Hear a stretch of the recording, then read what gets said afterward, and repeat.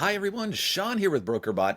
Excited to announce a new update, and that is folder structures and team structures. So what we're solving for here is if you have agents in your brokerage, in your team, different staff, that kind of thing, giving them access to just certain documents and not other documents had been really difficult. So what we wanted to do is come up with a way where you could give access to information to certain people in your organization and not to other people. So it's a twofold structure. Here's how we solved it.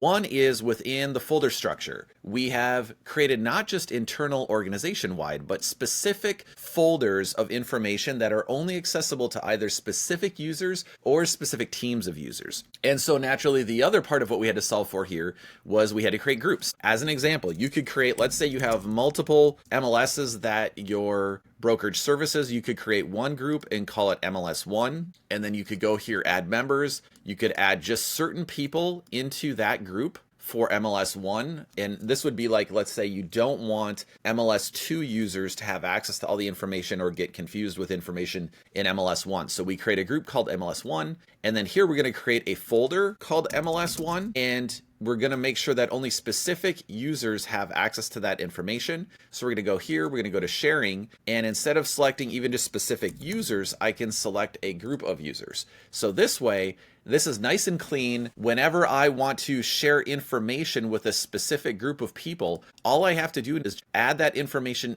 upload it to this folder specifically. I don't have to keep adding people to each document. And when I first add someone to MLS1, I never have to modify that again. They will always have access to whatever that folder has access to. The outcome here is able to be flexible with the both vertical and horizontal organizational structures you may have when it comes to MLSs, commercial versus residential, multiple states. If you've got some agents who are licensed in both states, some agents who are licensed in only one state or a third state, all kinds of use cases here.